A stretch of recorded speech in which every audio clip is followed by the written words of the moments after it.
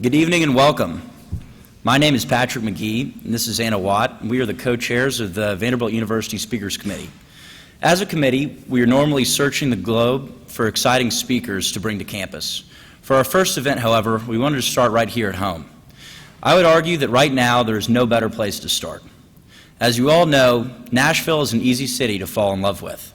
It has an infectious vibrancy that never ceases to excite and inspire. Obviously, as new Nashvillians, we might be a little biased, but we aren't the only ones saying such things. Last year alone, Nashville was declared America's It City by the New York Times, America's Favorite City by Travel and Leisure, and America's Boomtown for leading the nation in job growth. We are here at a good time. Joining us on stage tonight are some of the people who have helped make Nashville become what it is today. Each will share with us their own view of our city through an individual presentation followed by a question and answer session where you can ask and interact with our speakers and learn more about how to make Nashville your city too. Our first speaker is Ms. Tasha French-Limley. She's the founding executive director of The Contributor, the ubiquitous street newspaper that we see on street corners throughout our city. Inspiration from a friendship that she developed with a man who was homeless led her to create this newspaper. Since 2007, The Contributor has sold over 4.1 million papers, and more than 200 of their homeless vendors have found housing. Unfortunately, however, The Contributor may be coming to an end. Without the help of donors throughout Nashville, The Contributor will be forced to shut its doors. We could not hear from her at a better time. Please join me in welcoming Ms. French-Limley.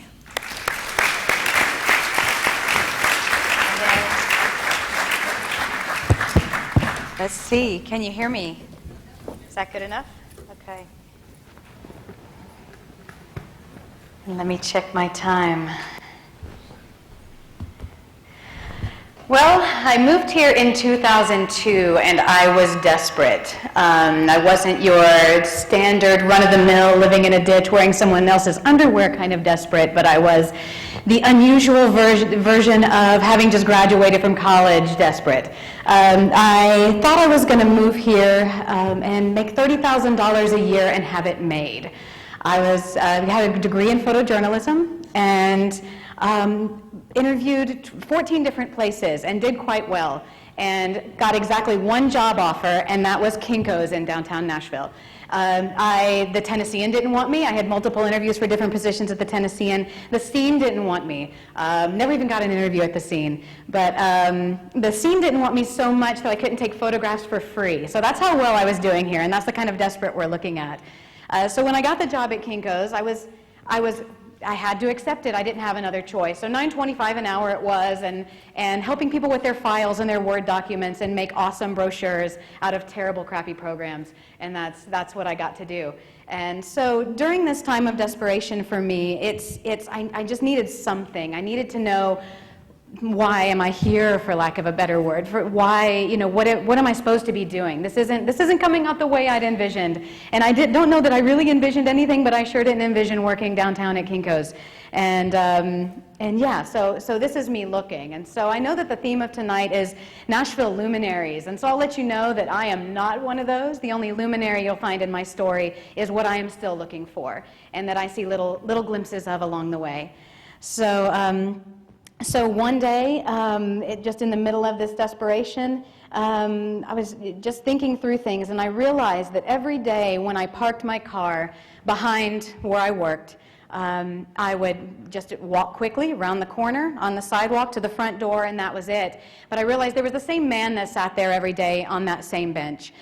He sort of lived there, for lack of a better term. That this is where he resided. And we never addressed each other. We never had an excuse to dialogue. I think in some ways, why would we? We saw each other as very different than each other. He wasn't a panhandler, so he wasn't going to ask me for money, and I wasn't a do-gooder, so I wasn't going to, just talk to him out of the goodness of my heart. But I think finding myself in this place of desperation changed the way I looked at him. I never thought much about homeless people one way or the other. Didn't wish them any ill will, but just didn't think about them much at all. And one day driving into work, I remember gripping the steering wheel as I had this thought. I realized if he was a, quote, normal person, we would have introduced ourselves to each other long ago. And I'm someone who likes to look for help. I like to talk. I talk a lot. I verbally process a lot. And I was going to this man because I'm in a place of desperation. He obviously knows something about that. And so I drove in that day, and I just got all my nerves together, and I walked up to him and stuck out my hand in his face, and I swear I scared him as bad as he scared me. And he kind of looked up, and I said, "Hi, I'm Tasha." And he said, "Hi, I'm Don." And he grabbed my hand and shook it, and it was the hottest, stickiest, puffiest hand I'd ever shaken, and went on in. And every day after that, for a while, I would think of something to ask him. I never have really wanted to talk much to homeless people about the actual state of homelessness. I'm more curious in their lives as human beings outside of that symptom of their lives. And so I would think of things to ask Don. I asked him once, "Where do you sleep at night?" I guess that's a question about homelessness, so there, just scratch my last sentence. But yeah, I asked him, "Where do you sleep at night?" And he said, "Anywhere where the cops won't bother me, where they won't find me." And he wasn't saying this in a mean way. He was just saying that this is a reality of his life. So I became very inspired by the very public life he lived, or the very private life he lived in the public eye. And from day to day, I would find him doing the most amazing things to me. Again, photojournalism here, but I mean, I would just find him doing the most amazing things. One day, I was walking to go get some coffee, and he's looking at his reflection in his watch and shaving with a disposable razor. I mean, this was just gorgeous. You know, this was just something that was so real. And just beautiful to me. And then another day, I was passing him again, going to the same coffee spot, and he was ripping the pages out of one of those little green New Testament Bibles, and he was collecting tobacco he would find in sizable butts that were thrown away on the ground and rolling his own cigarettes. And again, this is just like the most beautiful thing I'd ever seen. And I like to think it's a new way to take in the Word, and I do recommend that if you haven't tried it. Through this time, I just became artistically inspired by Don, and so I asked him if I could photograph him. And he said yes. If you've been here in Nashville for a while, if you remember about 10 years ago or a little bit longer, he was someone who sat downtown and would drum on cat litter buckets. And so that was my first homeless man. Not available at Kmart. So I started photographing Don, and after that point, gave Don some of the pictures of himself, and he handed those to an outreach worker. And what an outreach worker typically is someone that can be the first point of communication, a first point of contact between someone who is living on the streets and all the great social services we have available to them. Those can be really hard to navigate. If you know just how hard it is, most of us, well-educated, not within one paycheck away from being homeless. We've got all the resources available to us, friends and family and technology, how hard it is just to go from one house to another. You can imagine what it is like to not have those resources with you, and then, and then try to navigate that. So an outreach worker is someone that can help someone with that process. So an outreach worker saw these photos I had taken of Don, walked into Kinko's, holds up my own photos to me and says, "Did you do this?" And again, I'm scared to death, desperate and scared a lot in this story and in general. I said, "Yeah," and he said, "I'm thinking I'm in trouble." And he said, "Would you like to do more?" And I said, "Absolutely."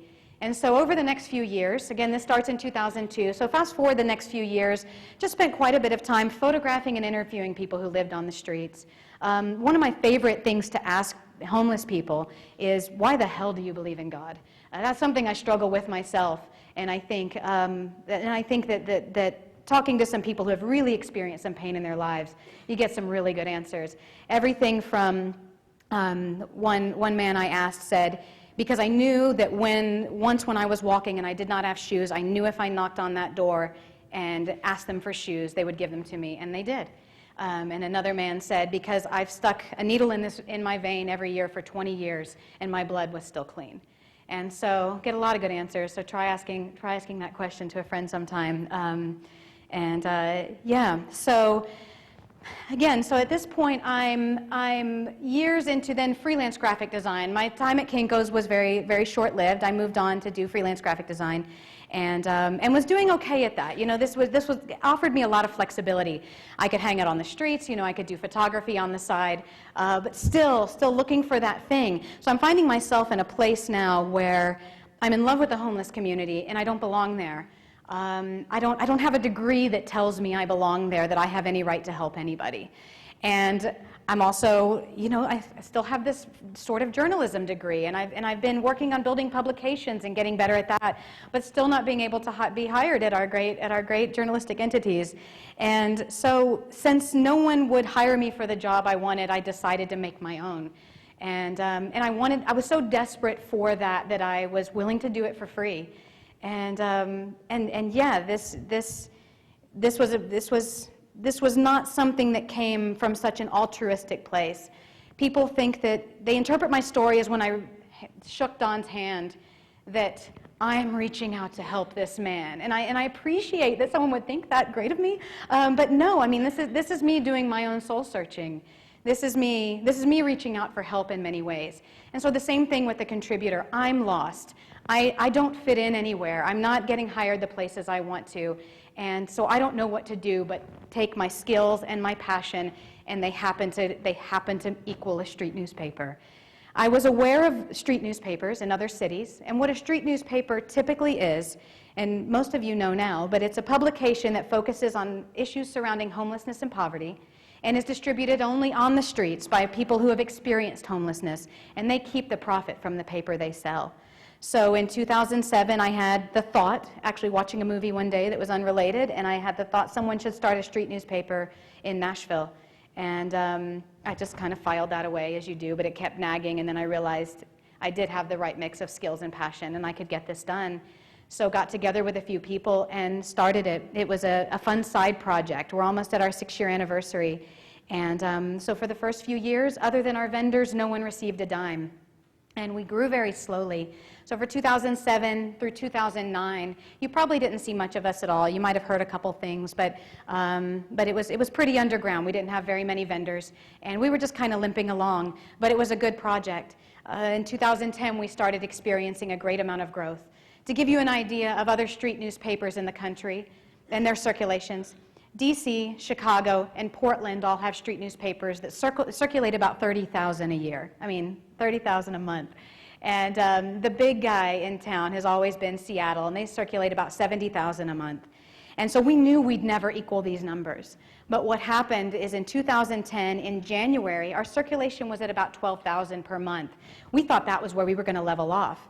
We continued to grow all throughout that year, and by December of 2010, in that month alone, we circulated 120,000 papers. And so that brought a significant income to our vendor force. The way our program works is our homeless and formerly homeless vendors purchase papers up front from us for 25 cents. They go out and sell those for $1 each plus tips, which we estimate equals about another $1, and they keep that income. So that's a very simple model. That's how we work. We're a nonprofit organization, 501c3. So the quarters that vendors purchase their papers with, that equals about 50% of our yearly budget. The other 50% has always come from donations. And so that's what we do. So I think that, let me check my time. Yeah. That what I wanted to really say tonight is that so often we try to pacify desperation, and that striving for comfort can really rob us of our destiny. And I'm not in a comfortable place right now. If you've seen the press, you know I'm not in a comfortable place right now. But I have to believe that the desperation that led to the contributor has already done some good. Like our host mentioned, 50% of our vendors are no longer homeless. That's incredible. And that's thanks to you guys. That's thanks to Nashville and the people that purchased the paper. We estimate, including tips, over $8 million have come directly to homeless and formerly homeless people because of this project. So don't squash that desperation wherever you feel it. Hang on to it as long as you can. Ride through it, coast through it, whatever you need to do, listen to it and learn from it.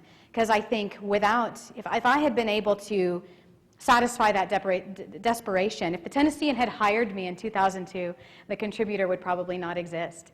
And so I'm humbled that something beautiful came from something I went through that was very hard.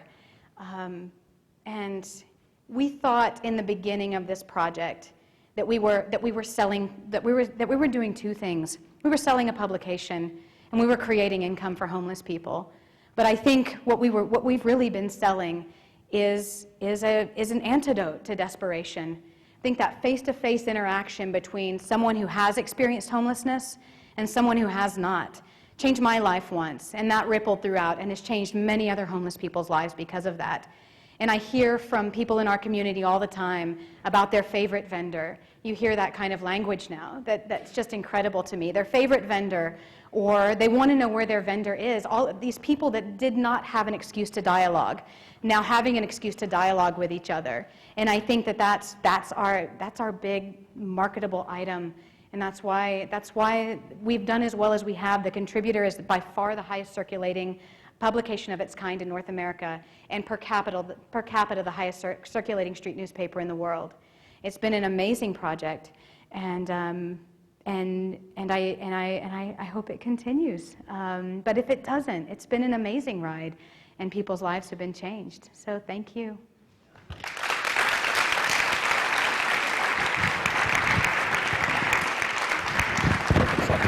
you.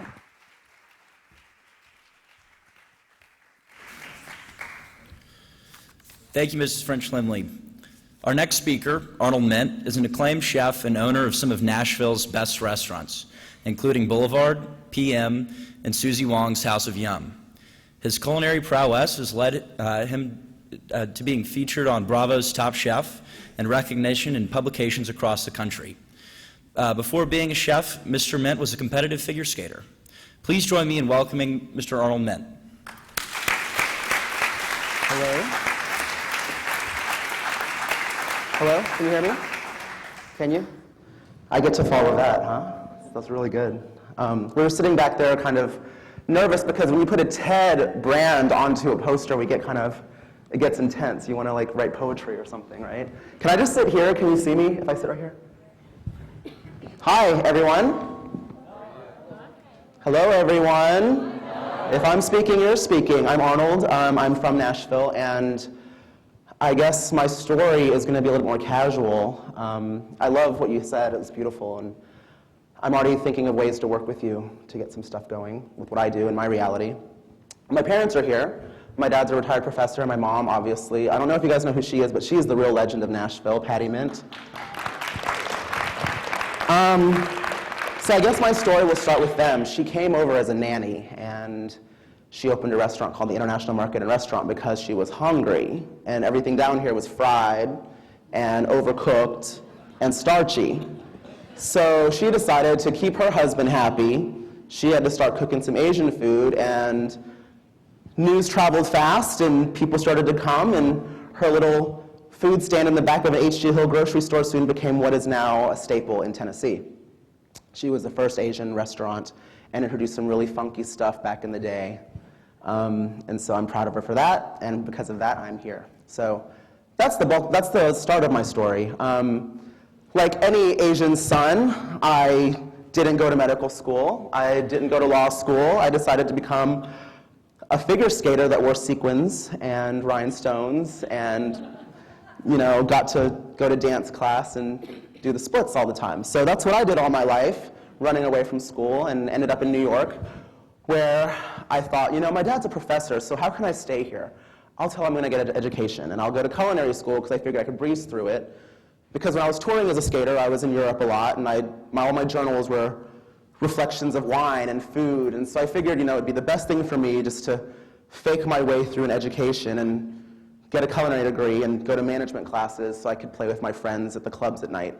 And exactly what I did. Little did I know, the competitive nature stuck with me, and I started to compete in food competitions for my school, winning trophies and things for the class, and competing with my friends, thinking that I knew more because I know how to make a curry and they only knew how to make a butter sauce. So I already was one up, thanks Mom for that. And everybody thought a bay leaf was a bay leaf, but I knew I also had, some kaffir lime in my back pocket. So because of that, I ended up competing some, and I got that spirit and that competitive nature back into me. And my mom, being the mom that she is, as soon as I graduated, not allowing me to have my version of a residency in New York, decided to open up PM, which lured me back because I was by default the executive chef.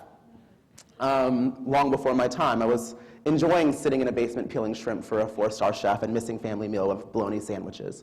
But Instead, I came home and revamped the menu, and it is what it is today. We've had that since 2003, and it's become a great neighborhood staple. I mean, my parents really picked a cool neighborhood that wasn't so cool back in the day. I don't know if this is weird for me to age myself, because I feel this, freshman college anxiety looking at all of you trying to look strong and butch up here, but I think I could be some of your parents, actually. But yeah, at the time it was kind of, there was a murder market down the street, and it was somewhat of a ghetto. And it was, it's become a different monster now, that street, and so I'm really happy to be part of that and watch the growth from when I was a kid. Yeah, so it led me to culinary school. I came home, I did that. I got a little cocky because we're making some money, and so I decided to open up a restaurant called Cha Cha. Always loving Nashville, just because I grew up when it was really cool, before like ABC thought it was cool. I grew up with these really cool, funky friends of my parents. My dad was, I was raised Buddhist. My dad was really involved with the Unitarian Church. He was on a board of the Nashville Conference of Christians and Jews. So I was around a very eclectic group. I went to university school growing up, so predominantly Jewish school there. I was the only one that didn't get a bar mitzvah. Still bitter about that. So, watching the growth has been great, and I always loved it, and I always knew I would come home. So a little premature, but I'm glad that I'm here. So I opened Cha Cha thinking, I want to give the neighborhood what I want to see at this point, because I've been given so much from the community, and I thought that what we needed was this nice little fun, fine dining, chef-driven place, and I'm going to play by my rules and throw a little pretense in there, which obviously Southern hospitality, being predominant in the South, that pretentiousness didn't quite stick. So I had to close those doors and finally do my homework, and it was a little humbling to do that because I never saw failure in my life, which it wasn't a failure, it was a learning experience. I opened Boulevard, and I threw some French fries on the menu, and now I get to go on vacation again. So Boulevard's been open since January, and it's another casual neighborhood place, and I love it just as much as I love Susie Wong's down the street, which I'll get into in a little bit. But those are my two babies that I'm really proud of, and I'm glad that it's a part of Nashville's, not just food scene, but just, social scene. I'm not your typical Nashvilleian, but I was born and raised here, and my name's Arnold, which you ask why. My mother came as a nanny, came to take care of a doctor's family with the last name of Arnold, so he was actually an OBGYN, so I always say, I was named after my mom's gyno, which is true. Dr. Larry T. Arnold is who I was named after, and she raised their children, and she raised me, so I'm happy to be here. How was that in one breath? Not bad, right? So the competitive nature part of it, I decided to do Top Chef because I remember when the first Real World came out, and I thought it was the coolest thing ever on MTV, and it was on my bucket list before bucket lists even existed to be on a reality show, and I was too short for top model, and they weren't taking boys back then, and I can't sew, and I aged out of the restrictions for the Real World. So it seemed pretty fitting that that going into a cooking competition would make sense, and I didn't do it because I wanted to be this world-renowned chef, because let's face it, it's a TV show, right? I did it because I love Nashville, and I did it in a way to pay respect and pay back Nashville for everything they gave me. Actually, I'm getting choked up a little bit now. The opportunity marketing-wise, we have our local publications, we have the Tennessean that does their weekly cute picnic table articles of beautiful picnic baskets that you can take to steeplechase and things like that. And we have The Scene, and we have End Focus, we have other social media things that, if you, I'm not saying that these do this, but some practices are, if you buy an ad, I'm gonna make you the best chef in Nashville. And I just was thinking, Nashville's market is too small. My mom started up marketing, selling egg roll by egg roll, and having a fan base. So why are we dependent on this really self-absorbed market where we're just stroking each other's egos? And I just figured an opportunity to go on a national television show to showcase this little Asian redneck gay boy from Nashville. You can't write this.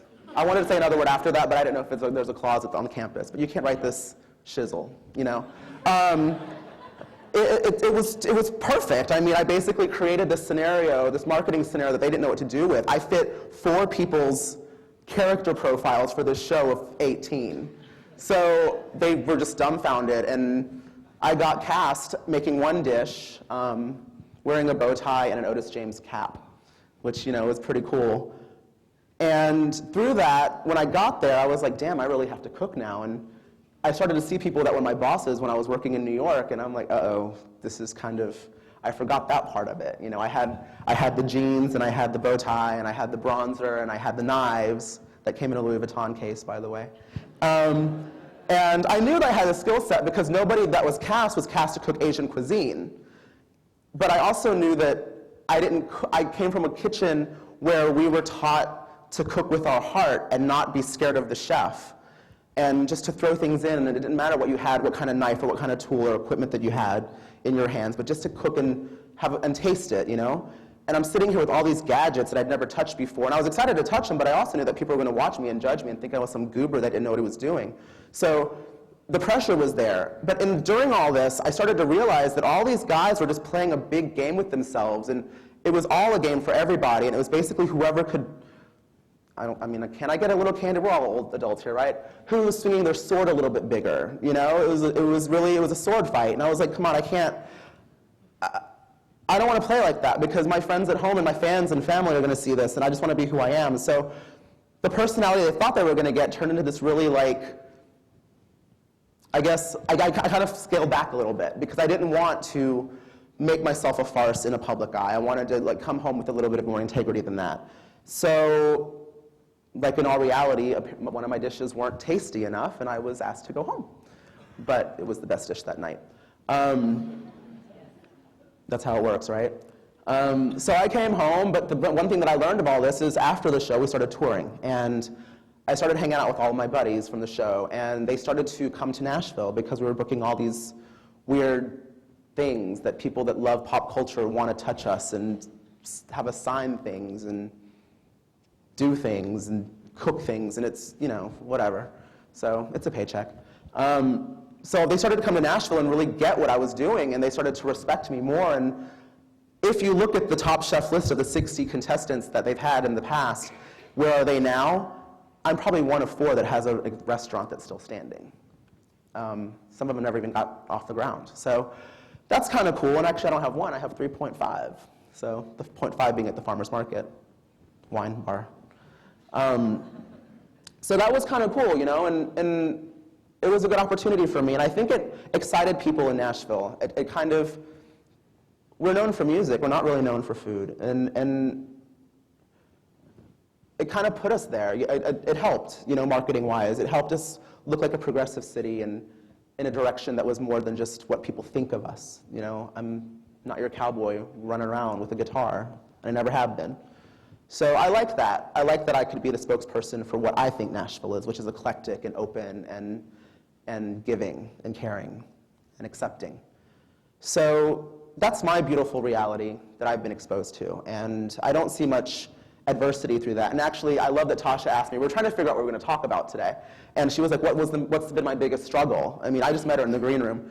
And I said, the biggest struggle is I was only taught to be successful, and my biggest struggle right now is finding the adversity and cynicism behind that success of people that don't know my story and don't know why I do what I do. I obviously seemingly went on Top Chef because I'm a self-absorbed queen that wanted her airtime, but I did it because I felt that there was a calling for the community, for people to see my city that I love at a national level in a more cosmopolitan and hip way. So that's kind of where I stand with that. Who was here this weekend? Who's from Nashville, by the way? Anybody here? Everybody's in town? Do you love it? Do you love being here?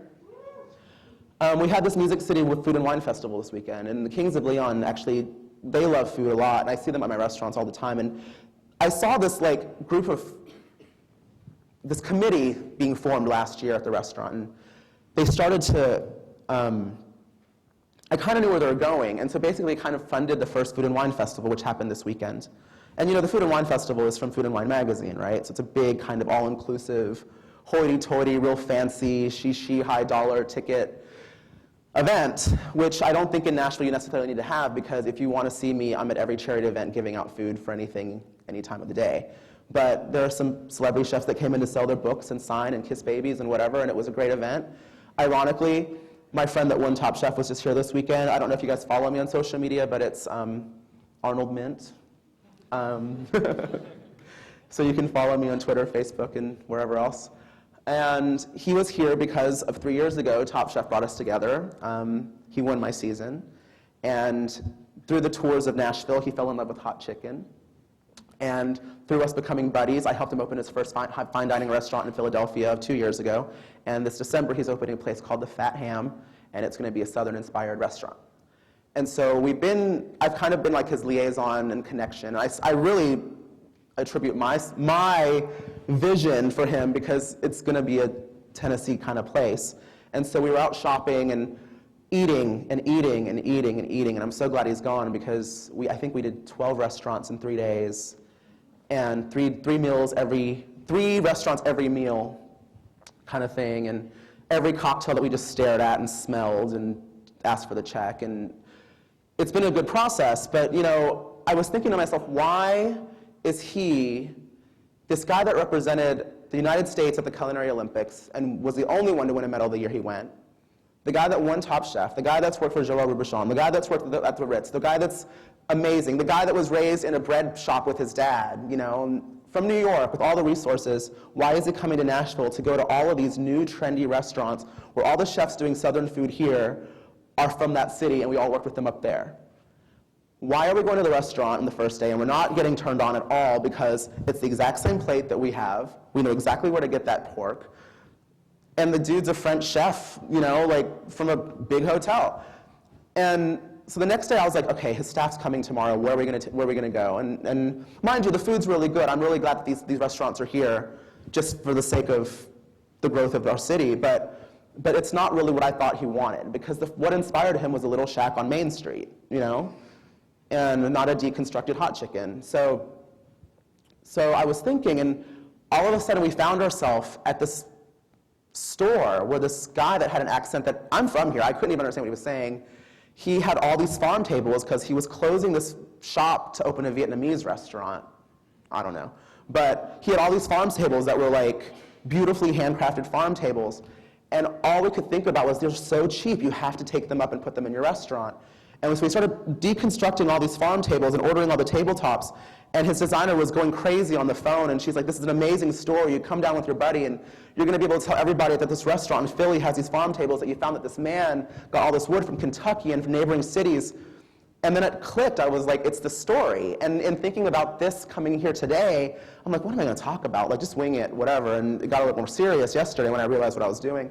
And I'm like, it's the story. So I had this thought in my head of when I was a kid and why I moved back, and everything just kind of flashed really fast. And growing up, we had a weekend home by the lake, and we would stop by this bed and breakfast, and I remember this woman being so amazing, and you walked into this bed and breakfast, and she had the smell of cabbage and grandma everywhere, and the phone was like stained with like Mary Kay Cosmetics, and it's like there's quilting going on, and you just felt the energy of this really warm Mrs. Claus kind of feel, and she actually looks like Mrs. Claus. And I remember last year, she surprised my mom and came to the restaurant with her son, and they were like little schoolgirls reminiscing about, hey, they once catered for 5,000 people, and all these things. And I was like, who is this woman? She's amazing. Well, her name is Phyla Ha, and she's 87 years old. And this morning, I went to a biscuit class with her. At 7 in the morning, we fried chicken. And the story just came alive. It was amazing. Google her so I can stop crying. Phyla Ha is 87 years old from Nashville, and she was a glamorous flight attendant back in the 40s and had one of the first cooking shows on TV. And one thing she said that made me laugh today, she's like, yeah, I knew Julia Child. She used to come do my show when she was a kid. Which is kind of crazy. I mean, she had people like Duncan Hines on her show, When she was a flight attendant, she standardized the first on-flight dining catering menu for American Airlines. That's pretty badass. When we walked in, she literally greeted us by touching our hands, and she touched our hands to make sure she knew who she was working with, to make sure that she could feel the strength of a chef, because she knew she was doing biscuits and fried chicken. And so but when she was touching our hands, we just felt her hands, and they were so worn. They were so swollen and so broken and so cracked, and it was an honor touching that hand this morning. So she came out and started making biscuits, and she had this old knife, this disgusting knife that I would be mortified for anybody to see in my hands. And she was just going to town, cutting corn and ripping biscuits and wiping her apron and just telling us all these stories of her life. And next thing I knew, like, she had just cooked breakfast for 18 people. And we were just all mesmerized with her. And we just kept eating and eating. And my buddies had to go to Birmingham for another, like, I think one of Frank's was doing some demo at noon. And we didn't want to leave. Like, we were just, like, sitting there listening to her. And she was nervous. And she's like, I can't teach you anything. You guys know everything. But we watched her make a biscuit with orange juice and sour cream.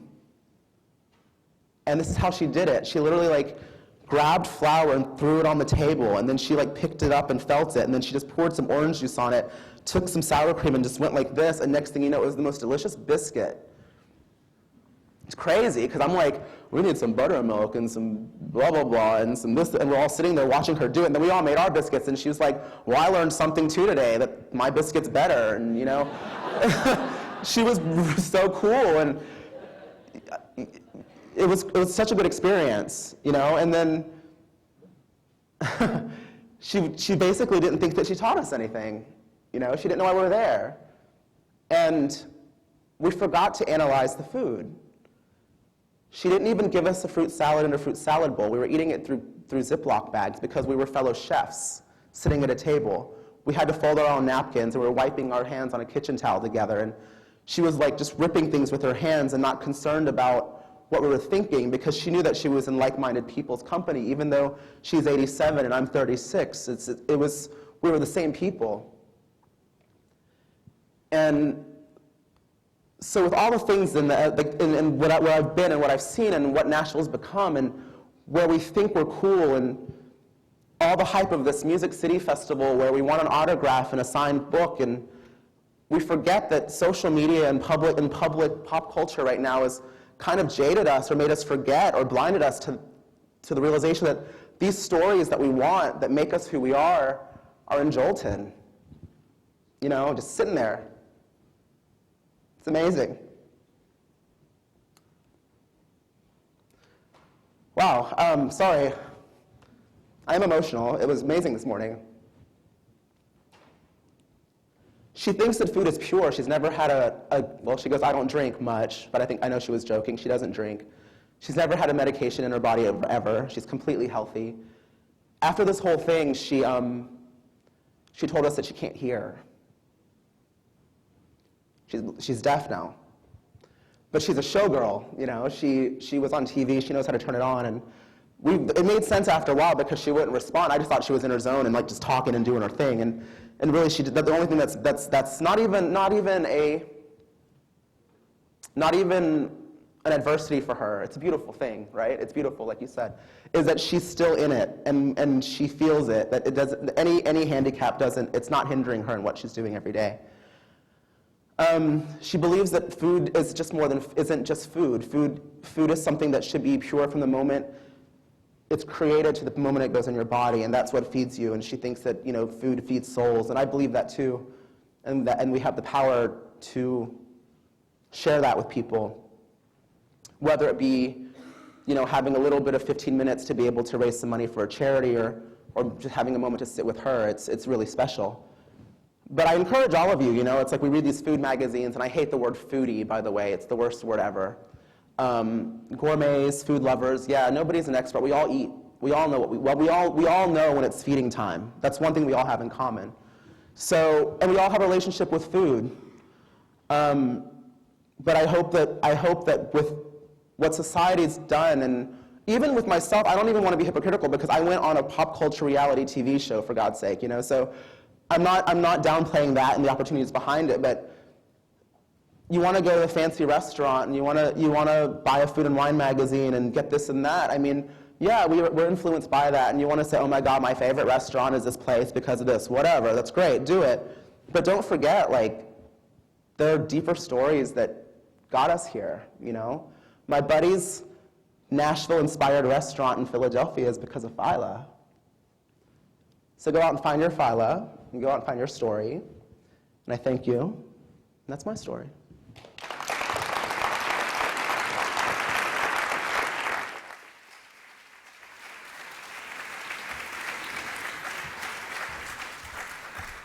Thank you so much, Arnold. For our third speaker, it's my pleasure to introduce Dr. Reed Thompson. Dr. Thompson joins us for our very own Vanderbilt Medical Center, where he is, among other things, the chairman of the Department of Neurological Surgery and the director of the Vanderbilt Brain Tumor Center. At Vanderbilt, he performs over 250 complex intracranial operations a year. A brilliant doctor, professor, and lifesaver, and an awfully friendly individual. Please join me in welcoming Dr. Reed Thompson. Okay. Whoa. Guys, gorgeous talks. Thank you so much. I was just glad I didn't have to follow Future Man, but it turns out complicated following you guys. Give me a second because I'm going to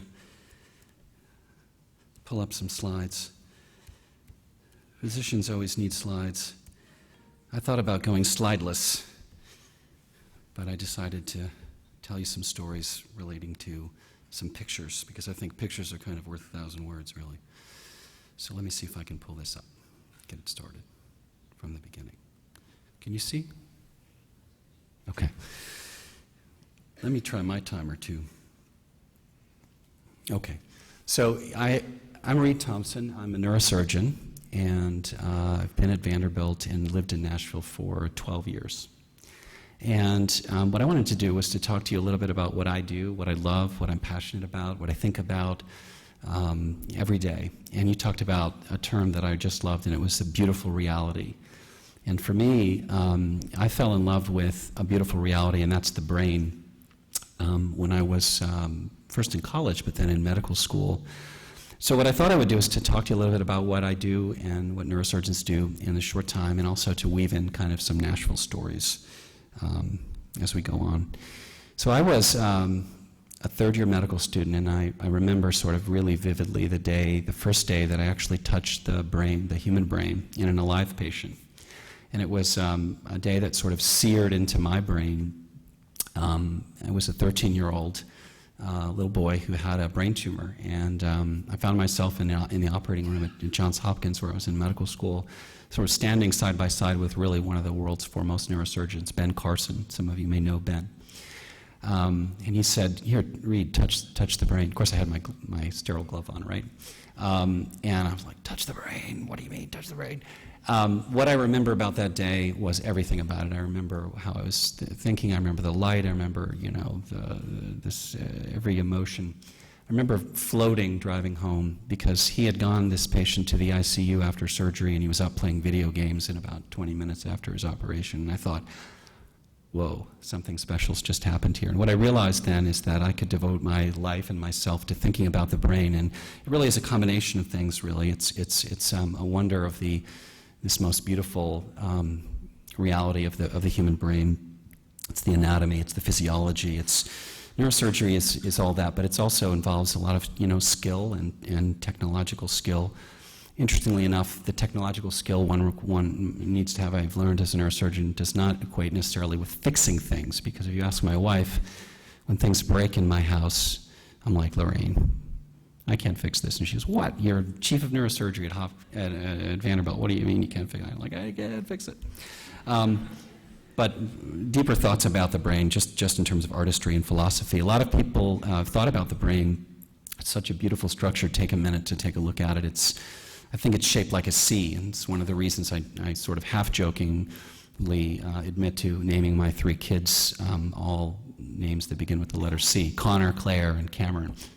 And they just like roll their eyes when I tell them that story. But the brain really is shaped like a C. Here's a nice picture of the brain. It's a sagittal picture. It's a side view of the brain. And just take a look at that picture for a second, and then take a look at this picture. This is a really familiar picture, right? Do you see the human brain here? The sagittal image of the brain. Michelangelo was painting this in the ceiling of the Sistine Chapel, and he put God next to the human brain. He couldn't openly study neuroanatomy because he was a patron of the Pope, but he concealed his art in the frescoes of the Sistine Chapel. So if you don't believe me, it's really true that this is a sagittal image of the human brain that he painted there. Turns out my mentor in neurosurgery is an artist. He's a neurosurgeon, and he works with an artist who studies neuroanatomy, and together they realized that there were other areas, must be other areas in the Sistine Chapel ceiling where Michelangelo had also concealed his art, and there was a lot of focus for years in the art community about what is going on with God's neck. This is a really important picture because it's God alone. Other pictures are God with other people, but Michelangelo knew how to paint a neck, so his beard's rolled up, something really odd. And my friend and mentor in neurosurgery, the person who actually pulled me into the field, by the way, whose son is a first-year medical student at Vanderbilt. At any rate, he discovered that that is a perfect rendition, perfect drawing of the human brainstem that he'd concealed and embedded there. And this really stood the art history community on their end. None of them believed it, but that really is the brainstem. What I like about the brain as a neurosurgeon, it's really easy to do brain surgery because the brain comes color-coded. So that's the temporal lobe. And the nice thing, though, really about it is that what I find interesting is that there's this incredible symmetry. I mean, the brain is a really symmetrical structure, but embedded in that symmetry is a functional asymmetry. I mean, different parts of the brain do different things on different sides, and I've always kind of wondered about that and love to think about it. And 100 years ago, there was a guy in France who sort of discovered that there was an area of the brain right here, right in your left inferior frontal lobe. That's the speech area. That's how it is that we're able to get up here and talk today. And we call that area Broca's area. That's where it is. It's not very large, but that is how you communicate and formulate words. So weaving this back into sort of a Nashville story, I wanted to tell you a story in a minute about a wonderful patient of mine who had a tumor right near Broca's area.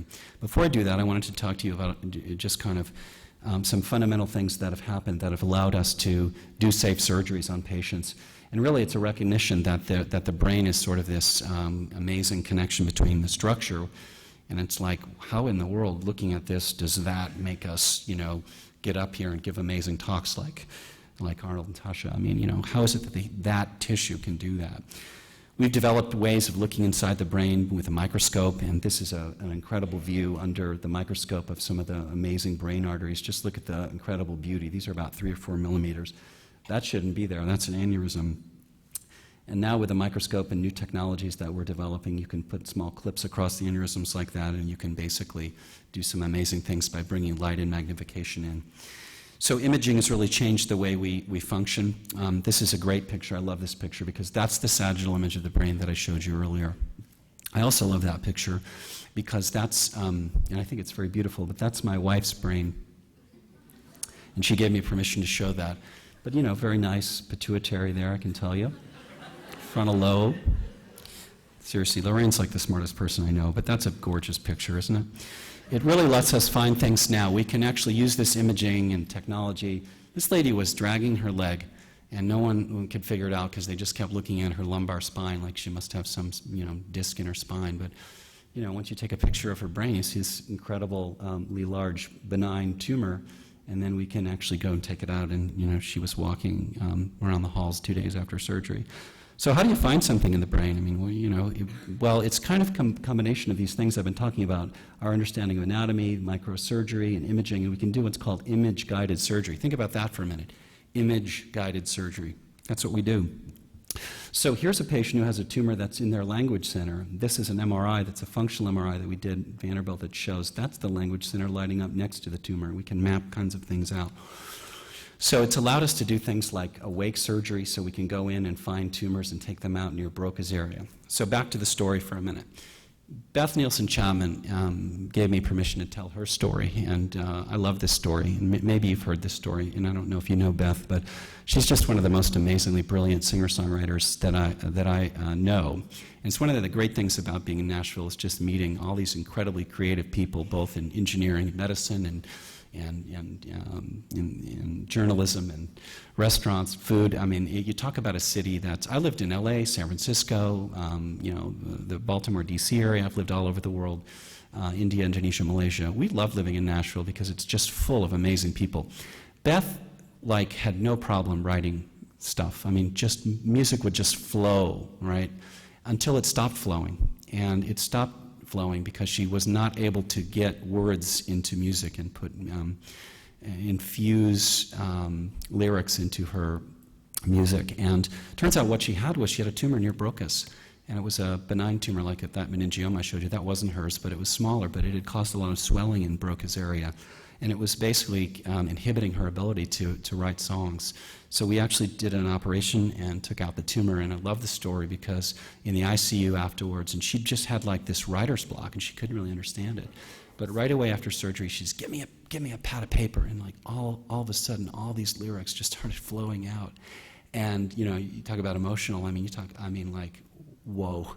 I mean, she wrote this song and these series of songs that she put into an album that she recorded a couple years ago, and you got to get that album. And I mean, I'm just getting chills here talking about it. I mean, it was just like the most beautiful thing. Somehow, the act of doing what I did and you know, the skill set that I'd learned had allowed me to help someone restore their ability to write music. I mean, that was just like awesome, you know. So she's just a really remarkable person and a great story. Sometimes when I do surgery, I just stop, you know, and I just think about like how gorgeous the brain is and talk about a beautiful reality. I mean, it is unbelievably beautiful. This is just sort of a picture of us doing surgery. So I say, how do you operate on the brain, you know? Very carefully.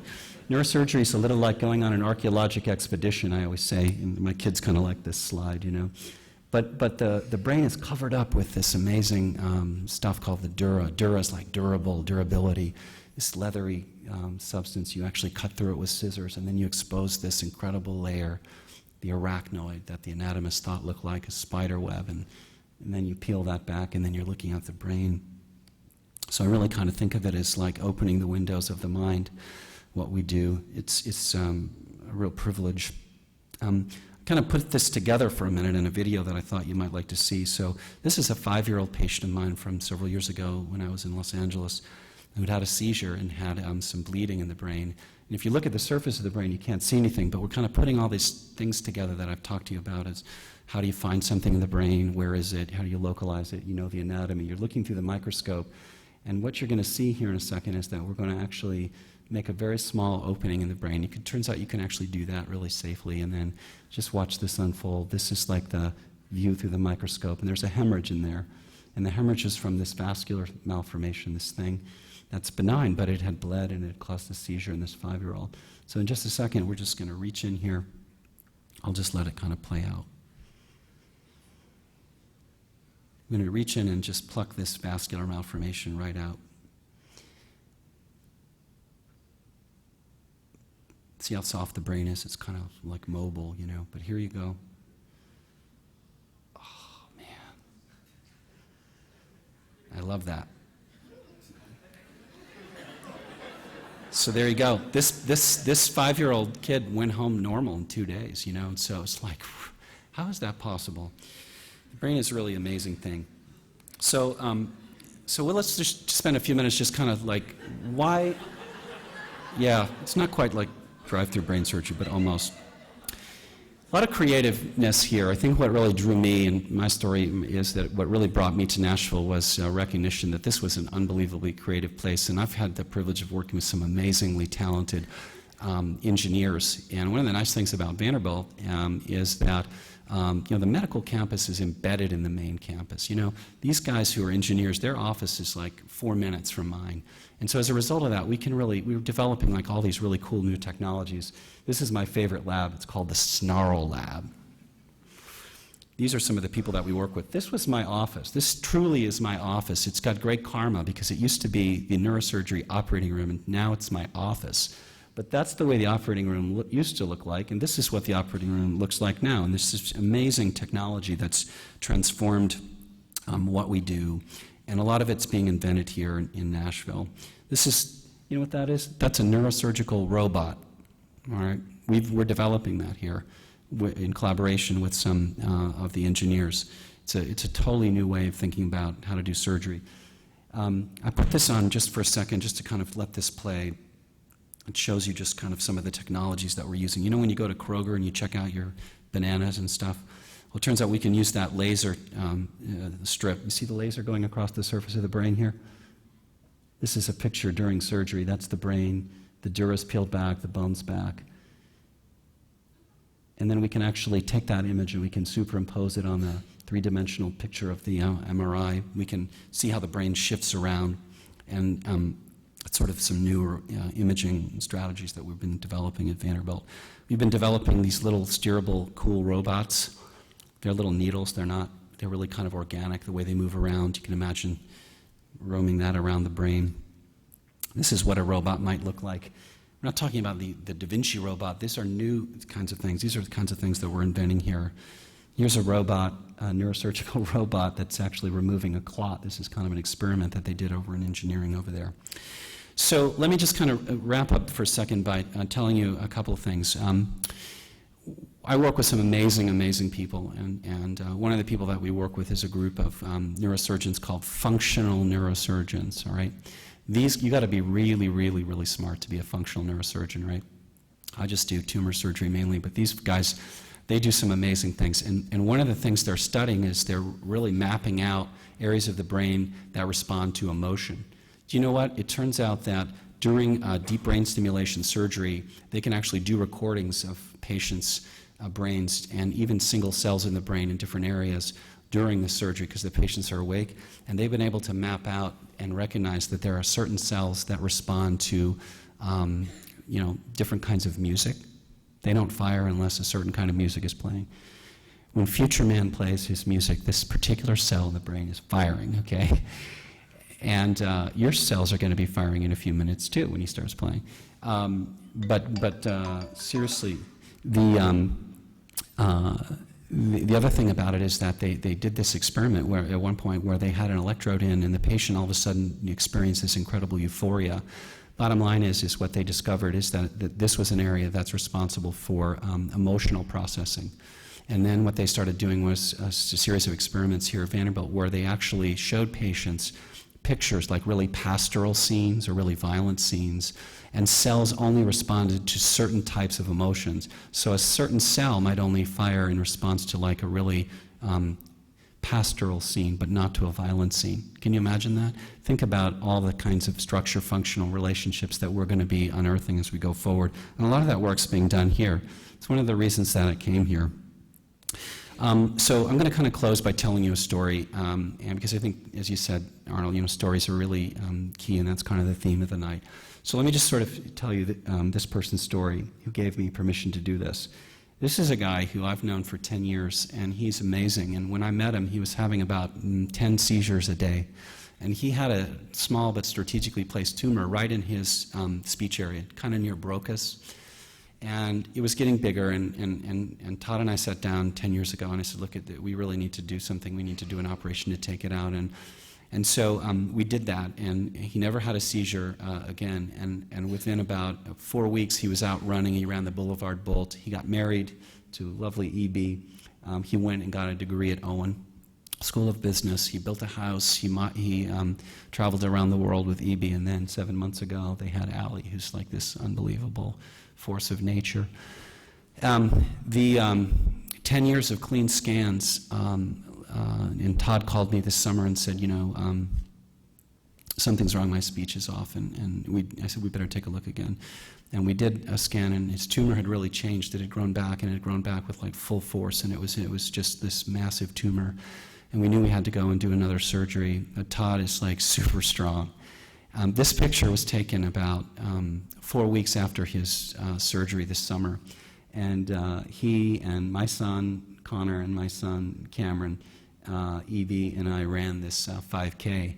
And it was like I couldn't keep up with Todd. I mean, he's like 4 weeks after a major craniotomy. He's into radiation. And I'm like, Todd, dude, you go ahead because you are like on fire.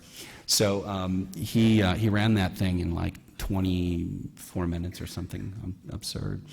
But I think what I wanted to do into telling you the stories of Todd and Beth in particular is that what I've discovered is that it's just really, really amazing to take care of patients here in Nashville. Patients, people in general, they're very loving, and they are very appreciative of what we do. I mean, a lot of us have spent a lot of time and invested in what we do, thinking about the brain and getting better at our craft and our art. And I think of surgery that way. I come from a line of artists, and all my sisters are really artistic, and I'm sort of artistic, but in a different way, I think, in terms of the surgery that we do. It's a very beautiful surgery. So I'm just going to end by saying, you know, I started in Baltimore at Johns Hopkins, spent a lot of time there, and I moved out west to San Francisco, spent a little time in Los Angeles. But in 2002, you know, I came here, and, you know, this is home for me now and for my family. And like you, Arnold, all my kids are at university school now, and I hope that they grow up to be, you know, as amazing as you. And I suspect with that education here, they will. So a lot of things to talk about. I know we covered a lot of ground. I really appreciate very much the opportunity to come and talk to you a little bit about what I do. Thank you very much.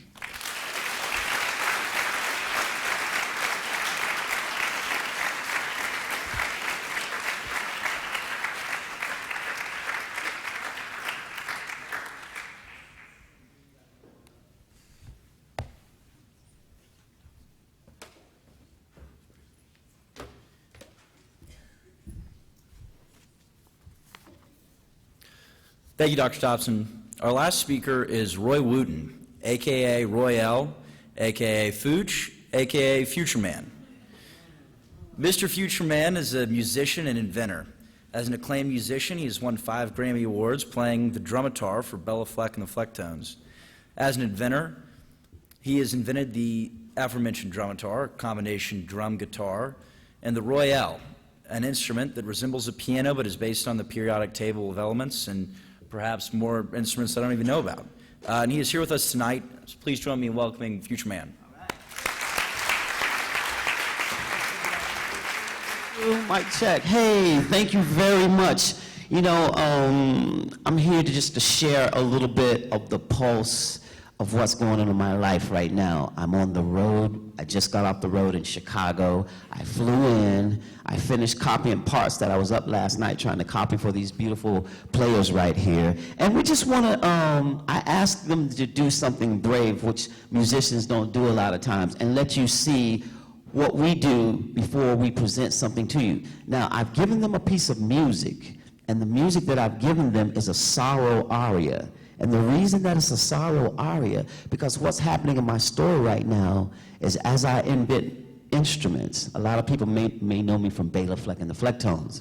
In Bela Fleck and the Flecktones, I play drums in my fingers, right? But as I started to do that, I started to want to get all the notes and play really the keys in a different kind of way. So I invented a drum guitar, then I invented a keyboard. From that keyboard, all of these compositions are gonna flow out from it. Now, not only is compositions flowing out, but a story is flowing out of it. And I like the story because what's happening, the hero of the story is a musician. So I'm coming to share a little bit of this story where I see myself in the story a little bit. Because what it is the hero's journey. And it's said that the hero's journey is a story that it's everybody's story. And then Joseph Campbell, when he talked about the power of myth, he talked about how our lives unfold in a journey like that. So what I'm doing now is going to tell the story about a man who started off as a slave and became a chevalier. Now, what I want to try to do is kind of sink into this age of enlightenment, which was the age of Mozart and Haydn, and it's the height of the global slave trade at the same time. And so during that age, we have struggles going on everywhere, right? There's no rights for women. Now, what we're going to play right now is something called a sorrow aria. They just saw the music today. A few of us ran it today. The bass player has just now looking at them. He's sight reading in front of you, naked. All right? All right? But this is what we do. You're going to get a chance to see how we do. Now, the story of the sorrow aria, I'm going to try to speed it up because I'm going to share a bunch of music with you today. And then later on, I think there's going to be question and answers, okay?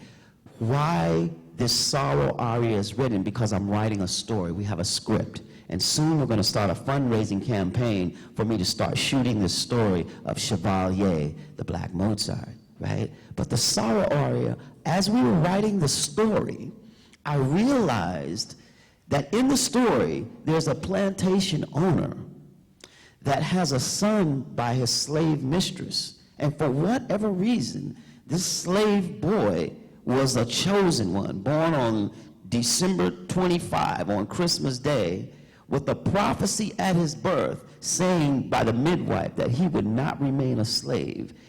This boy that's on this plantation is going to stand before kings and queens. And everybody's going, what? But sure enough, in short order, here he is rising. And so the first script that we're writing has to do with the story, a coming of age of a young man defying the odds of his time, you know, against all odds, rising to play and to fight. Now, what this story is now, as we write the story, I want to take you on my journey, there's sorrow going on. There's sorrow for the mother that was taken from Africa, you know, and had to live and survive in a new world. But there's also sorrow of the plantation's owner's wife who sees her husband having an affair with the mistress. There's sorrow there. And when you read history, as an artist, I'm saying I want to feel both of their sorrow. And the only way that I can sort of touch it is through music. So that's what this music is for. I worked on it and arranged it with Gil Frey in Greensboro, North Carolina. And so you're going to get a sense, this is going to be my first time kind of hearing it fleshed out. Now, Future Man, right? So I'm taking old stuff, I'm doing it new. So you're going to see me waving my hands in the air, and I'm slicing through a laser beam. And I think they're going to turn it on. If you turn on the screen, you'll see the score going by what I'm seeing. And I'm just, as I wave my hands in the air, I'm pushing a score forward at the same time, and they're coloring that score. Okay? Does that make any sense at all?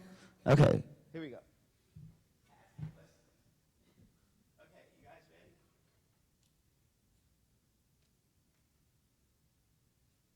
So you guys get a chance to see our rehearsal. Ready? Sorrow aria. Ready? Ready?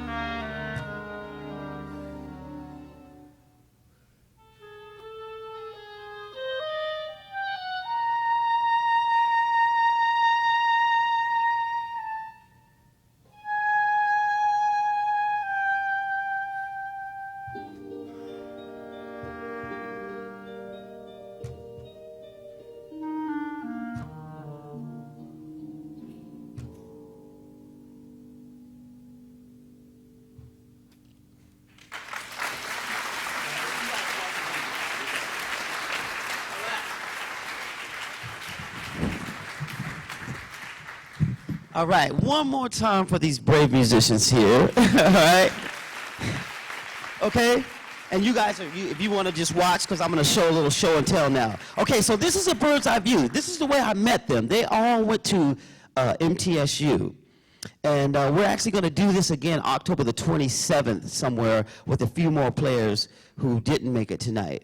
But we're telling a musical story. In this story, I've already casted the story, right? So the woman who's playing the slave mother, Odessa Settles, has already started to sing her hymns on top of that. So there's a sorrow hymn. The actress that I have, the female actor that I have that's playing the white mother is composing and working on her story and is helping me to pull it out through music, that story. And what I'm sort of showing is that the Age of Enlightenment was an age that it had the height of enlightenment, but and this is me being unprepared. This is me on the plane writing out some of my thoughts, right?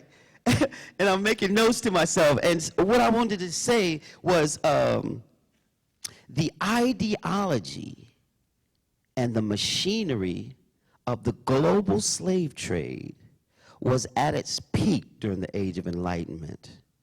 This peculiar trade was designed to break a man or woman psychologically and shatter him or her psychologically and physically, okay? So this is what's going on in the Age of Enlightenment, the age of revolutions, the age of idealism, and it's a struggle for humanity to find itself. On that note, we're going to go into the valley of the hero's journey right now. I'm going to show you a piece, how I started with these musicians and a bunch of musicians just rehearsing pieces, and I'm going to show you a little excerpt of a concert that we did called Mozart and the Gospel.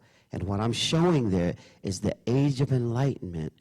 The conscious voice of the age was a man named William Wilberforce, who spoke for 4 hours on the abolitionist movement and to end the slave trade. He spoke for 4 hours. I'm going to let you hear a little bit of his speech and show how his age, the great speeches of his age, are continued into the age of Martin Luther King when he had to speak with I Have a Dream. We're talking about the same things that run throughout humanity and that we're slowly, slowly, slowly learning the lesson. Check this out, okay? All right, a little show and tell.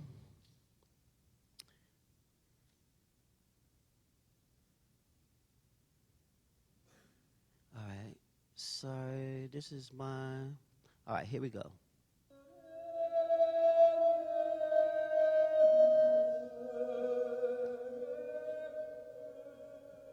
I now see classical music as an international gateway to illuminate the black contributions to art, music, and the human experience.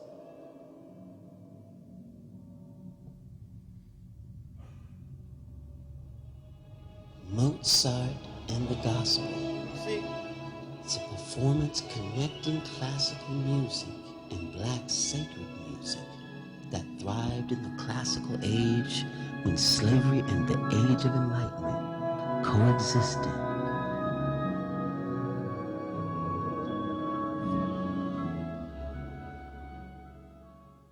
When I consider the magnitude of the subject which I am to bring before the House, a subject in which the interests not of this country nor of Europe alone, but of the whole world and of posterity are involved, and when I think at the same time on the weakness of the advocate who has undertaken this great cause, when these reflections press upon my mind, it is impossible for me not to feel both terrified and concerned at my own inadequacy to such a task.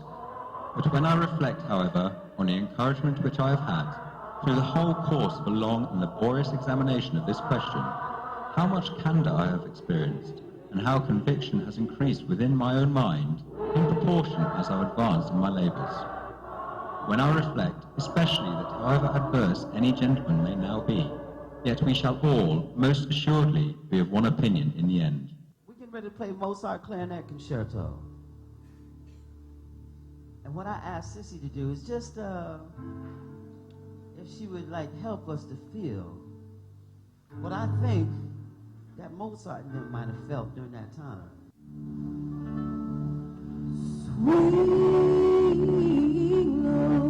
So the hymns and the spirituals are happening at the same time as the great string quartets of that age, which is showing.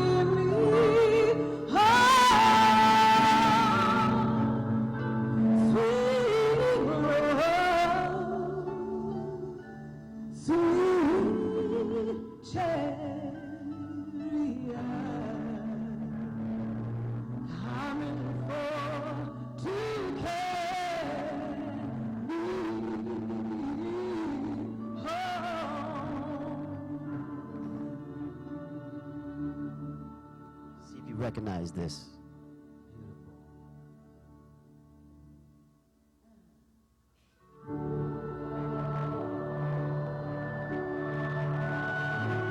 It can be said of the Civil Rights Act of 1964 that short of a declaration of war, no other act of Congress had a more violent background.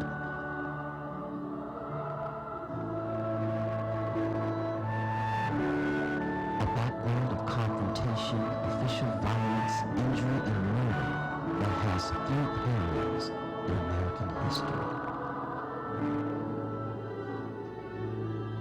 In 1963, the nation teetered on the edge of racial divide.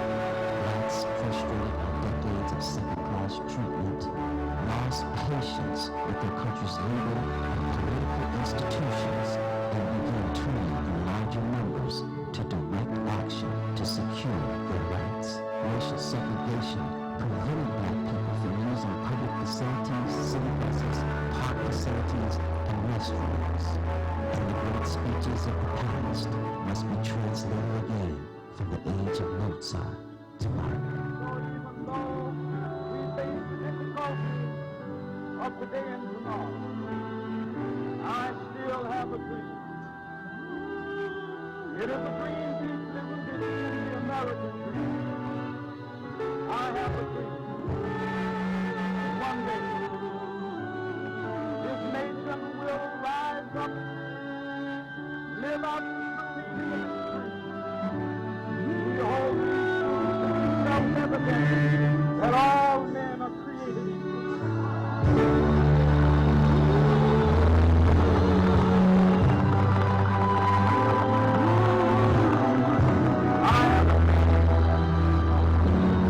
One day on the land from the former slaves and the sons of former slaves, will they be able to sit down and tell the people of brotherhood, I have a dream.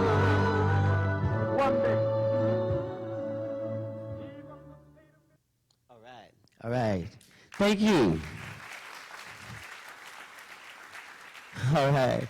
Thank you so much. So, you know, as a musician, I've always been excited about, you know, comic books, stories, and telling the stories. And I've always wished for a musical protagonist, a musical hero. Now, this tricone hat that I'm wearing, I've worn this many years with Bela Fleck and the Flecktones. And I've always said, when I put this hat on, I got my thinking cap on. I'm really thinking about this thing. People say it's pirate, but I'm saying it's like revolutionary, like George Washington and all them, Jefferson and all these guys thinking them long thoughts, constitutional thoughts, wear hats like this. So I kind of put myself in that, you know, that fictional, factual, inspirational kind of place long before I knew the story of Chevalier St. George. And so something happened when one day I walked into a bookstore and I saw this guy wearing my style. I'm like, well, who is this guy wearing my stuff, you know? And as I started to read his story, I started to see this hero, an extraordinary hero who was handsome like Muhammad Ali. He was the #1 violinist in all of Europe. He was also the #1 sword fighter in all of Europe. In fact, you could discover him through fencing, or you could discover him through the violin. Mozart literally copied a lot of notes from him from his violin concerto. Not many people can say that Mozart would copy them. He and Mozart had a very similar sound. So here's this hero, right? It's also rumored that when Alexander Dumas is writing about the Three Musketeers, this guy is who D'Artagnan is based off, okay? So here I am, I'm a musician, right? I'm inventing instruments, I'm doing piano, and wow, we're in the middle of a story, and it's the kind of hero that I've always wanted. I wanted it like a Bruce Lee, Muhammad Ali, super bad, but super bad on the music too. So here we have this protagonist, right? And what's cool is we can actually relate to it. Because he's a man of color, through his eyes, we see this great age. This is why I'm able to sort of show the relationship between Mozart and the black hymns, because the chord changes are really the same. And what we were doing was just showing that connection. And Sissy, the one that was singing so beautifully, I would just get her to hum whatever she heard on it. So we did a lot of beautiful things like that, just showing that connection. And a lot of these players were doing just like what you saw today. I bring music in front of them, and I get them to express. And what I'm doing, I'm introducing you to players here that have a chemistry, because I'm approaching classical music the way Miles Davis would approach jazz, which they didn't consider it jazz. It was American classical music. But he would look for players that had a voice, that had a chemistry, and each one of these players has a certain thing that even when I hear the music playing back with futuristic tools, when humanity comes in it, they show me something, you know? And so what I told Raymond, who was playing the clarinet concerto, that's him, he's here today, I said, Raymond, I want you to play this like you were playing it in the black church for your grandmother, right? And so he was able to play it with a whole lot of feeling. And I'm going to try not to talk too much because I got a little bit more show and tell. So we're going through the hero's journey. We went through the valley a little bit. The guy's all tied up. Like when I see those pictures, it's incomprehensible to me when I see that. But there's a movie coming out, 12 Years a Slave, that touches on some of the same story. Now, I just want to get you a good look at this hero, right? I'm just going to give you a good swash of the stories so that later you can ask me questions, okay? All right, so this is a little, we're getting ready to raise money for this film, and I just want you to get a sense of who this guy is. You're going to hear some of his music. Here we go.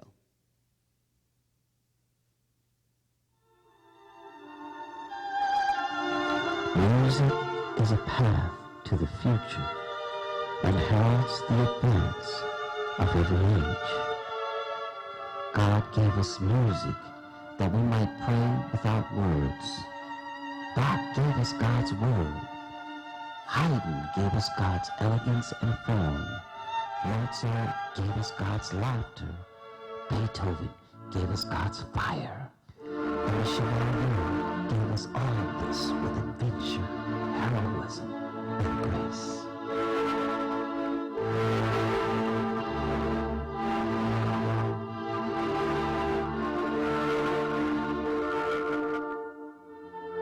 Handsome.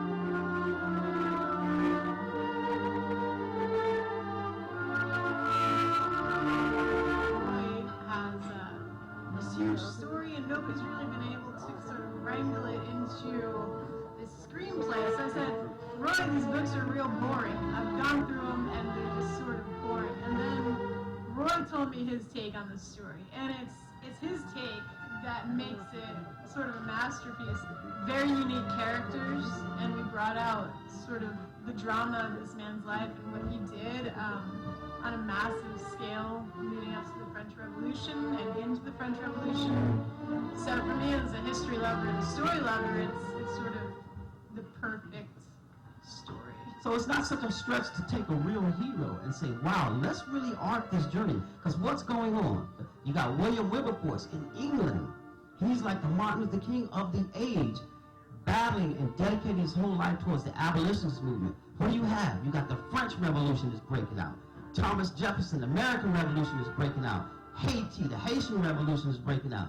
The abolitionist movement is breaking. Women got no rights. When we got slavery, women are slaves too, basically. They're property too. So you got the suffrage movement is breaking out. And it's all seething, right? It's turning upside down. Then all of a sudden the guillotine comes out. Then you got freedom for a while. Napoleon comes back and brings the guillotine back out. We bring slavery back. Toussaint, you gotta sit down.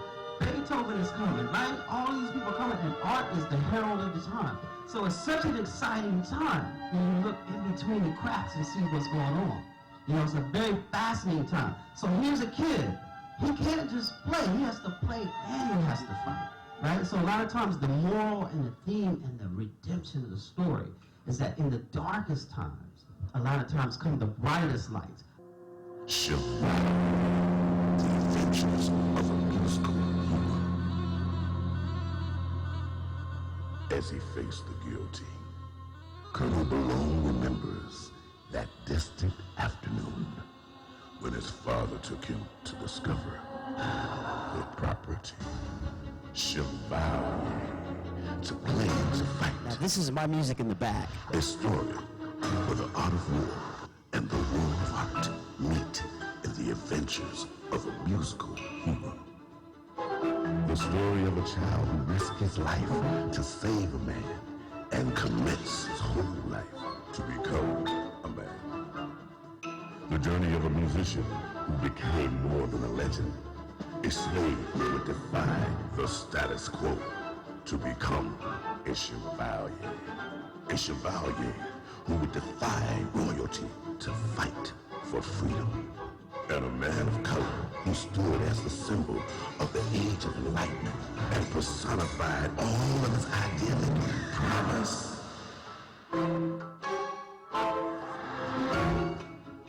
During the Age of Enlightenment, a controversial child prodigy risked his young life to free a condemned slave from the beaches of Guadalupe. A witch hunt, a fight to the death, and a murder trial convicts the child's father to be hanged, causing him to flee with his family and start a new life in the world's most dazzling city, Paris.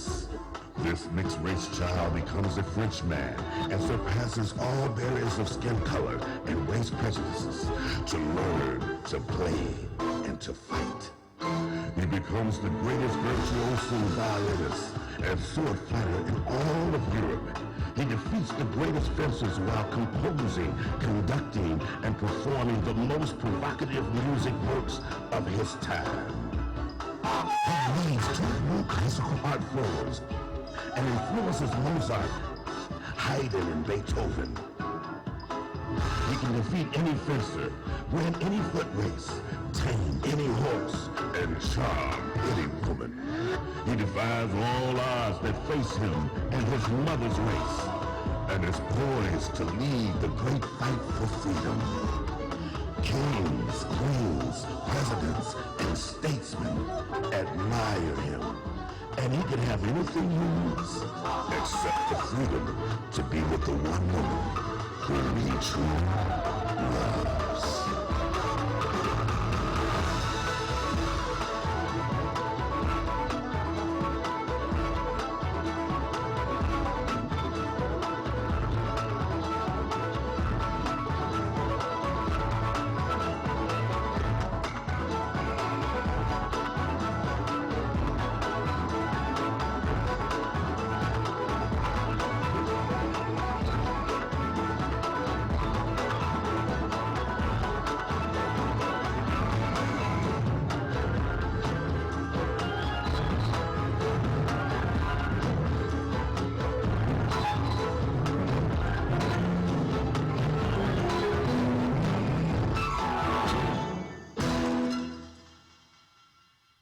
All right, so I want to end on an up note, all right? The hero's journey, yes. Thank you. Wanted to share just a swash of music, working on the music, this, and with that music has a lot of influence from hip hop to jazz to classical music, and we're really telling this story through music, a musical journey. And I want to thank you for listening. If you have questions, I think that we're going to have a chance to do some of that. So thank you for having me. Thank you very much, Mr. Wooten. We are running a little over on time, but if all of our speakers will come back up, we are going to squeeze in a brief question and answer session.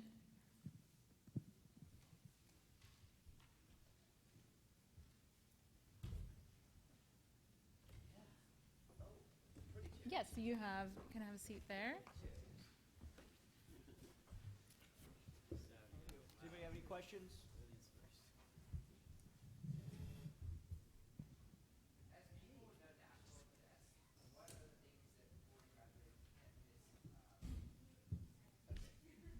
as people who know Nashville the best, what are the things that we have to make sure that we really experience before we graduate from Vanderbilt and potentially leave Nashville?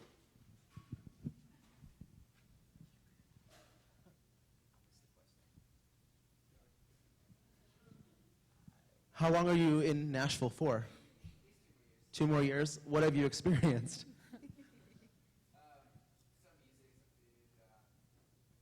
I mean, obviously, I should go with the food route, right? So, I mean, have you been to Bolton's Hot Chicken on Main Street? The experience in itself is quite amazing. Who's been? Yeah, it's kind of like Chicken Nazi. It's a little shack that you knock on a tinted window and he slides it open. And you order hot, he looks at you and goes, no, I'll give you mild. And you wait for about 30 minutes in a grease-filled just shed, and then you go home and you sweat, and you sweat, and you just wish you had more ranch dressing so you could calm down. And it's so special. I'd do it every day if I could. Hey,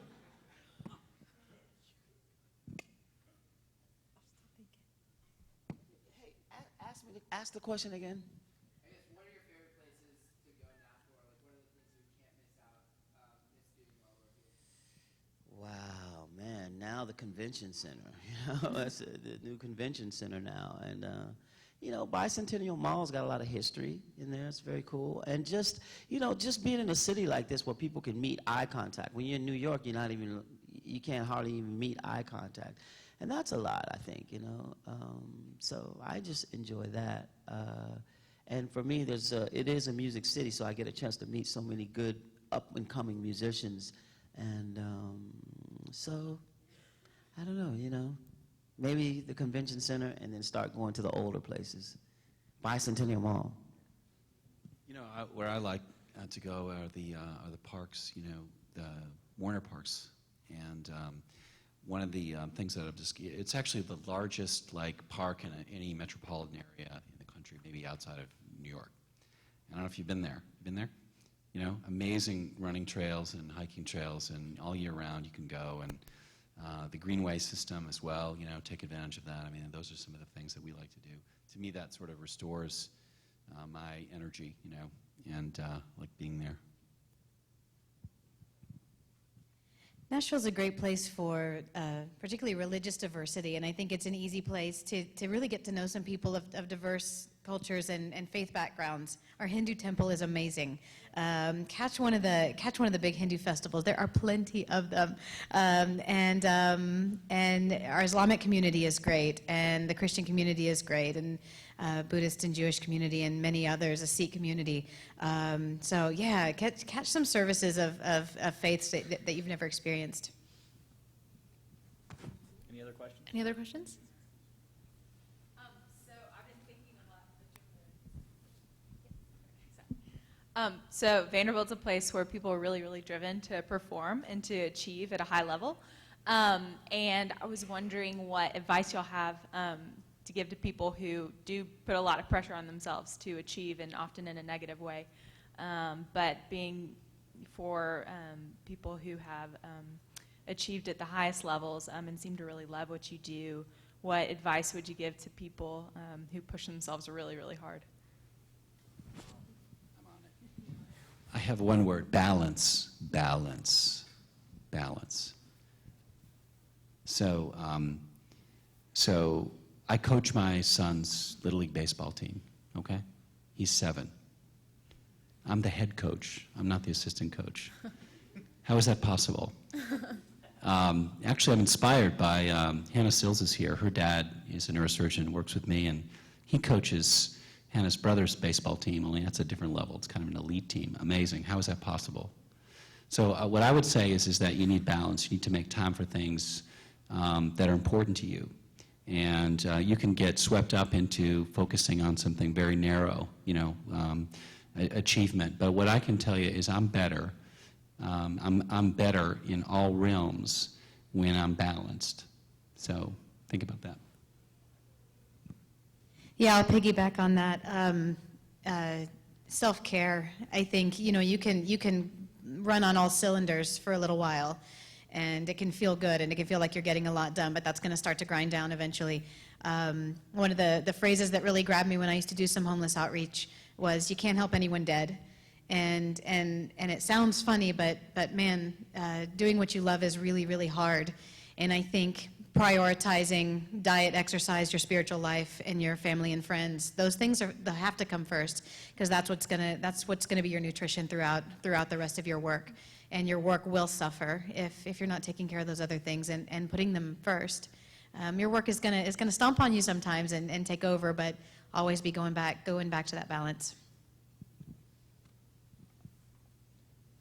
I think just realizing yourself is pretty crucial. Just acknowledging the fact that you're going through it is healthy, and acknowledging it, not trying to deny it and push it away, and just embracing the fact that you're going crazy. Because that sometimes, balance is great, but when it's an hour before the end of your year and you got to get it done, you got to get it done. So I think just embracing that and understanding that that's your reality at the moment is pretty healthy, and allowing it to be a part of your life is healthy. I'm going to kind of just add a philosophical thought. There's an ancient axiom that says, "Man, know thyself." And Miles Davis said, it takes a long time to learn to play like yourself. And it's such a worthwhile discovering who you are.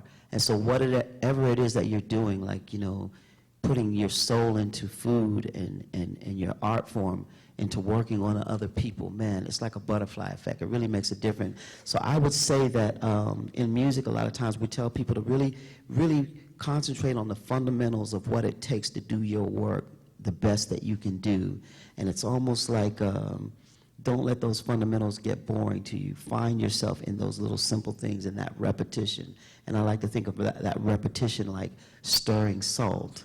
At first, salt is like the task that you have to do, the knowledge and the stuff that you're thinking about. But you just keep stirring, and all of a sudden that salt disappears, and the water becomes salty. You become the salt. So you become what it is that you're trying to do. And with that philosophy, I just want to leave that idea. And there's actually one more thing I want to leave you. I was reading an article on movers and shakers today, and this is Pharrell, a song producer. And he says, you'll never discover yourself, or you'll never discover anything by matching what's going on. He's challenging you to push it further than what you know. Don't leave it the way you found it. Bring something to it. And he says, the key is to find that which does not exist and try to make it undeniable. And a lot of times that's who you are coming out, undeniable. I think we'll take one more question. Sorry, I think I saw you first. I'm currently a neuroscience major. This is for you, Dr. Thompson. And this is my last year, and your speech has reaffirmed my love for neuroscience. But I'm not planning on going to med school, so I was wondering how can I keep in contact with such great field with so much growth in it. And for you, Tasha, how can students help with a contributor? I've worked at Street Sense in DC, and it's a wonderful program, and I'd really hate to see it leave. What can we do to help make it survive? Yeah, I think the most important thing is to continue to let people know that we are a nonprofit organization, and the money that is given to the vendors, that purchase, no matter whether you give $1, which is the cover price, or $10, or sometimes even a $100 bill, that money stays with that person. And that's amazing. That's why we do what we do. But I think there's often been a misconception that is helping the mother program as well. So I think the most important thing we need right now is for everyone to understand that, yes, absolutely keep supporting the vendor. People are getting off the streets. Their lives are being changed, not only by the finances, but by that face-to-face interaction. Very cool interactions happening and very moving interactions happening. I'll share one of those. A man came in, one of our longest time vendors, whatever I'm trying to say. There goes my brain. I'll let you check it out later. But yeah, Yeah, so he had been a vendor with us for a really long time, and he came into our office and he smiled at me really big and he said, "One of my customers is gonna pull 14 of my teeth." And I kind of looked at him and I was shocked. I said, "Is this legitimate?" And he said, "Oh yeah, he's a dentist." And I said, "Oh great, you know, I mean, you never know." So yeah, so this was an instance where, you know, a man fell in love with another man and saw where his skills could meet the need of the person in front of him, and dental needs, especially for people living out on the streets, they're life or death. And so yeah, so keep supporting our vendors, absolutely. But yeah, just know that 50% of our income is kind of quietly back there waiting to be filled by people that love what we do and love our vendors. Thank you. Yeah, so I think that I was just, first of all, let me just say what an amazing evening this is, and what amazing amount of work and you guys have put into this, but sharing the stage with these unbelievably creative people is special for me. I was thinking, to answer your question, you know, think about just the brain. I don't think you have to be in medical school to appreciate it. I don't think you have to be in, you know, PhD in neuroscience to appreciate what the brain does, and you know, creativity. Study it, think about it, understand it, learn about it. I mean, I'm envious that my kids someday will appreciate the brain at just a much more fundamentally intimate level, really, than I, and I kind of long for that. So I think there are many ways that you can, you know, stay connected to love of neuroscience, but thinking especially about creativity and understanding and being a student of that might be a good place to start, you know. All right, well, let's give our speakers another round of applause. Thank you.